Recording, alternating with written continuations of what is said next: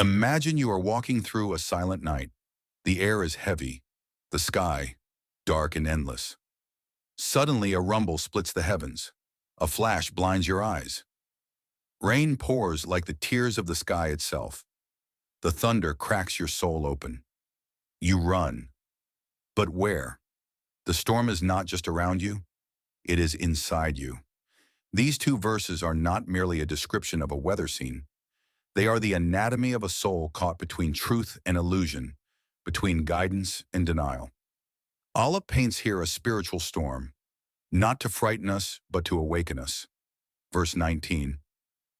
Or it is like a rainstorm from the sky, within which is darkness, thunder, and lightning. They put their fingers in their ears against the thunderclaps in dread of death, but Allah is encompassing of the disbelievers. The Quran here shifts from one metaphor of the hypocrite to another. The earlier example, verse 17 to 18, was of a person who lights a fire only to have it snuffed out, losing sight and light. Now Allah shows us another image. The hypocrite is like a traveler caught in a violent storm at night. In Sufi understanding, this storm is the descent of divine truth upon the heart. When the rain of guidance pours, it comes with overwhelming force. Flashes of insight, lightning, booming awakenings, thunder, and the thick darkness of self-confrontation. The rainstorm is the Quran itself, fresh, life-giving, and cleansing. But when it falls upon a heart still clinging to ego, the person cannot receive its blessing. Why? Because every drop of rain carries the weight of divine reality, and reality exposes what we have hidden from ourselves. The darkness represents confusion, the state of a soul that hears the truth but does not fully surrender to it. It is the bewilderment between two worlds, the world of self-made illusions and the world where only Allah is. The thunder is the voice of divine majesty, the power that shakes the heart. It is not just sound, it is an inner quake. It says, "You will return to me.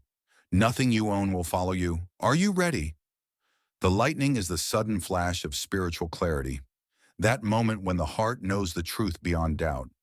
But such flashes can be frightening to the ego, for they reveal too much, too quickly.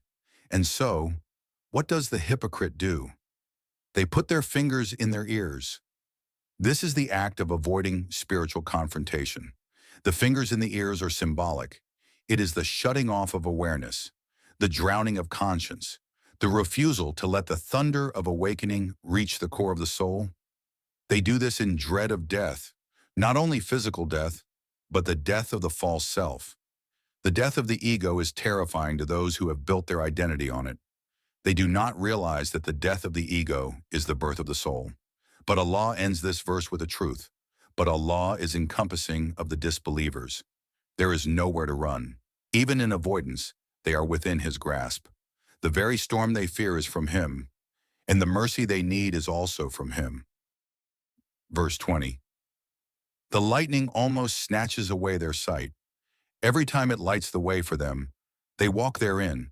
But when darkness comes over them, they stand still. And if Allah had willed, He could have taken away their hearing and their sight. Indeed, Allah is over all things competent. Here the metaphor becomes even more intimate. The lightning, those sudden flashes of truth, is so intense that it almost blinds them. In the Sufi reading, this is the intensity of divine unveiling. The ego cannot bear too much reality at once, just as the physical eye cannot bear the sun without blinking. Notice the pattern. Every time it lights the way for them, they walk therein. When guidance becomes clear, they move forward. This is the moment of temporary inspiration, the heart opening briefly. But when darkness comes over them, they stand still. When the intensity fades, they stop. The commitment disappears. The momentum dies. This is the state of the half-awakened heart. It moves only when motivated by an emotional high, but stops when faced with the quiet, disciplined work of transformation. Allah then reminds, if Allah had willed, He could have taken away their hearing and their sight. This is a spiritual warning, that guidance is a gift, not a guarantee. Hearing represents the ability to receive the message. Sight represents the ability to see the truth. Both can be lost if ignored repeatedly. The final statement, "Indeed, Allah is over all things competent," seals the metaphor with majesty. Everything in the storm, the rain, the darkness, the thunder, the lightning, is under his perfect command, and so is the journey of every soul. These verses together form a mirror for the heart. The storm is life. The rain is revelation. The darkness is confusion and inner struggle. The thunder is the call of awakening. The lightning is sudden clarity. The fingers in the ears are avoidance. The standing still is spiritual stagnation.